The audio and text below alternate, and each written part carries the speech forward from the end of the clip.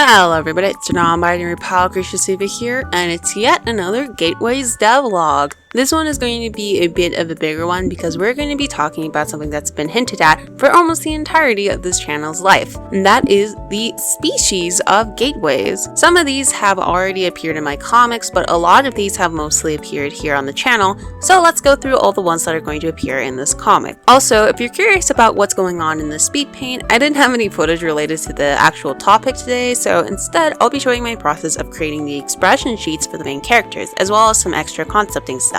If you would like to know more about the process behind these, I've posted a separate video on my Patreon that you can check out if you would like. First, let's get the more boring ones out of the way: humans and Etoens. Humans are humans. Nothing else really needs to be said, I think. And Etoens are slightly different. They can be born with a high range of different hair and eye colors, and some even have the born ability to use light magic, while others can learn magic in different ways. Etoens mostly come from Centaura. And yeah, that's pretty much it. E.V.A is an Etoen, by the way. That is her species. Our next species is a bit more interesting, and those are the Akumas. The Akumas live on a different planet called Mistora, and even though most of the surface is inhabitable due to its extremely harsh environment, the Akumas live on the only livable crater. Over the years, they've evolved to match the black and white spotted surface. They're a very warrior-based race, having to adapt to survive against another species that I'll talk about in a little bit. However, they don't actually have any access to magic or super special abilities, but they are extremely strong-willed and incredible at battle strategies. Most have black and white spots of all kinds on their skin, and their hair can range from stark white to stark black,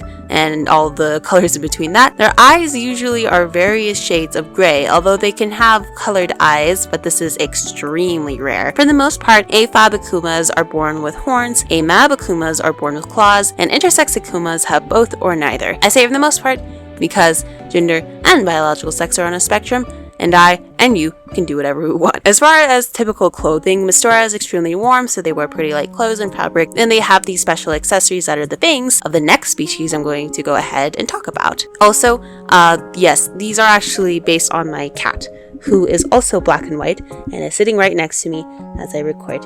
Now the next one are vampires, and these are quite different from the ones you might have read in Mysteries of Hysteria or learned about through my character Lai. Those are from the result of evolution. Initially, they looked like this: big, pink, flesh-eating spiders. They live in the same crater as the Akumas and are their natural predators. Why they are bright pink when it would probably be more beneficial to blend in like the Akumas? Well, I imagine that they probably looked like this as a result of how the old Mistora looked, and maybe even had to survive against other creatures as well, but since they are the only threat in this area, they don't really need a reason to evolve to blend in. They aren't super intelligent and only have the concern of consuming blood. They do have some special abilities, all which are basically the same as spiders in real life. However, Akumas have adapted enough to be a big threat to spiders as well, also hunting them down for food, and some even have captured some vampires and used them to ride into battle with. So the relationship has changed a bit there, but they are still pretty vicious. Keeping with the theme of creatures from Mistora, let's talk about the Shadowlings. The Shadowlings are made entirely of wispy darkness,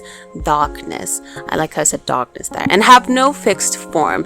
The only color they have are their bright red eyes. Despite their appearance, the Shadowlings are actually very peaceful. Their main ability is being able to shift their form and hide in darkness. Although they don't die outright to being in bright light, they don't really enjoy being out in sun. A big reason for this is because they evolved underground. When Mistora became inhabitable, most of its people fled to underground, including the Shadowlings. They are the people that Aki, the Shadow Queen, rule over. Other than those things, there isn't much else to say. They are inspired quite a bit by the Heartless from Kingdom Hearts though, as you can probably tell. The final Mistora species is the Baphoens. The Baphoens here are a very fiery people with ash gray skin and hair, and bright hair gradients and wisps, as well as glowy markings that represent their blood. Their mere presence can emit high levels of heat, and if they wanted to, they could burn and set things on fire by just touching things. They very much ended up being the exact opposite of the Shadowlings, but thanks to Aki, they don't mess with the Shadowlings. Next, I'll talk about the Astro-borns. The Astro-borns are believed to have initially been created in the astral realm, and are born with 1 to 2 of these abilities: teleportation, telepathy, and telekinesis. Each one has various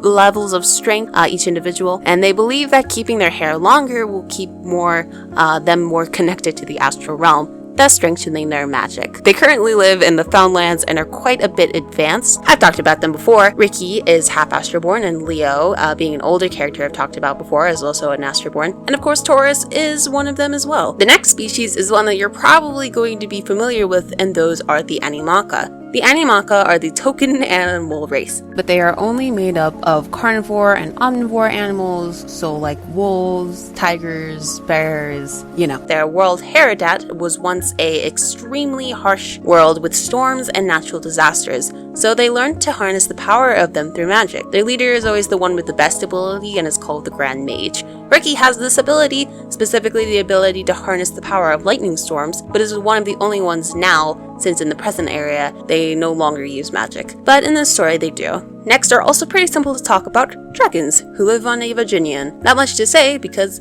they're dragons. I did implement the idea of different races of dragons, which depends on where they are born in E.V.A. So like all the different types of dragons, like wyverns and Dracons and all those cool guys. They also do have fire breath and are enamored by gold and shiny things. I imagine that when they see something shiny, they immediately act like how a cat does with a laser pointer. As far as culture, they are big on wearing jewelry, and typically dragons who identify as men will wear this string around their horn, and dragons who identify as women will wear an earring. Again, I say typically, because I can do what I want, and so can you. There's no rules. They also are a very protective race due to their size and strength. They feel they have the responsibility to those they care deeply about. This extends to their world, other species and cultures they have good relations with, and animals. They really love animals. The next planet we'll be focusing on is Terras Lunis. Yes, the same one from Haikyuu's Magical World. However, we're just going to focus on the first two species of this world, starting with the Latorus. They are an angelic people born from light, with their light shining from their skin, hair, and eyes.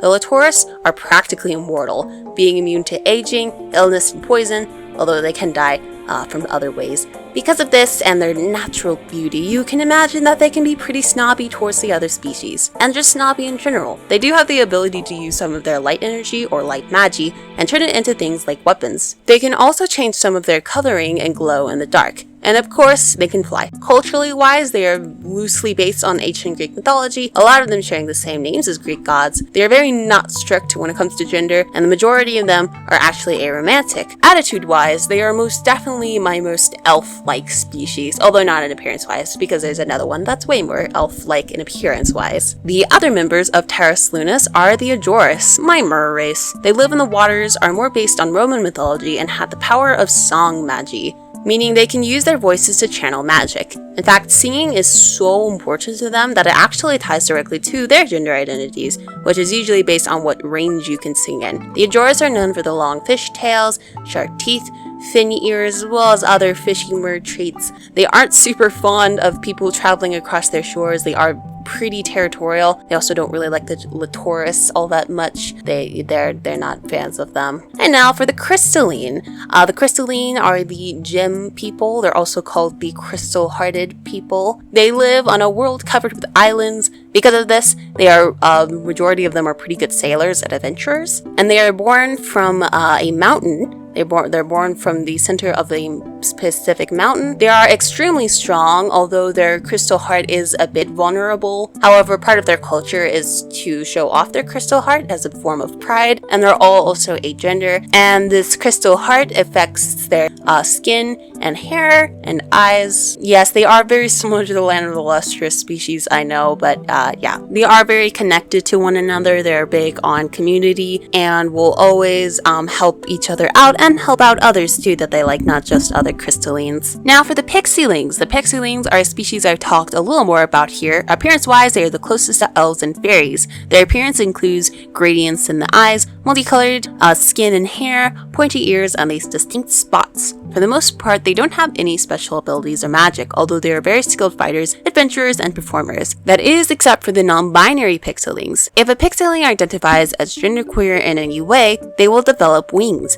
these unique eyes, and the ability to use transformation magic, which is basically alchemy. Because of this, they are revered as a much higher class, being treated as nobles and great mystics. They even have a court containing 4 of the greatest mystics. They also typically will wear these head decorations, which look like horns. They're not actual horns, by the way. They're just head decorations. All Pixieling will typically wear clothing with this pattern on it, which if you look closely, matches the veiny pattern found on butterfly wings. All Pixieling have names based on flowers, and junior queer Pixieling will often change their name to a butterfly one, but not all the time. This breaking of gender also does extend to the rest of the Pixieling, as Pixieling that identify as women are often more masculine and take on roles like knights and guards. The Pixieling that identify as men are often more feminine and take on roles like reformers and dancers. And of course, being binary trans is all good here. And finally, for now, the shifters. This is the most sci-fi-like species in this era. They are a hive mind shape-shifting species, but the twist is that they're actually good. They're always trying to establish good relations with other people and love learning new things. Their shapeshifting came from when they needed to survive, but now it's more of a means to understand others as well as to help appear more friendly, as their base state looks a bit bug-like, but they are very friendly in nature and they are also much more advanced than the other species, having tech that won't be present in the Mysteries of Dysteria era of gateways for centuries. They even have a queen who has a bit more separation from the other shifters but cares extremely deeply for them. And yes, no one here says gender, not even the queen, that's just their title. And that is all the species that will appearing in Gateways so far. Thanks so much for watching this. A lot of information, but I hope you enjoyed all the world building stuff here. And yeah, if you have any other questions, let me know. Like I said, I have some extra Patreon stuff on Patreon if you want to go check that out. Thank you again to Ibis Rat for being my Patreon supporter. And yeah, if you want to have your username shouted out, as always, you can check out my Patreon. I also have my website, which I will be posting gateways onto when that's ready. And I'll also be posting on Webtoon and Tapas, but yeah, it'll also be on my website. And that is everything for now. Thanks again for watching, and I'll see you in the next one. Bye.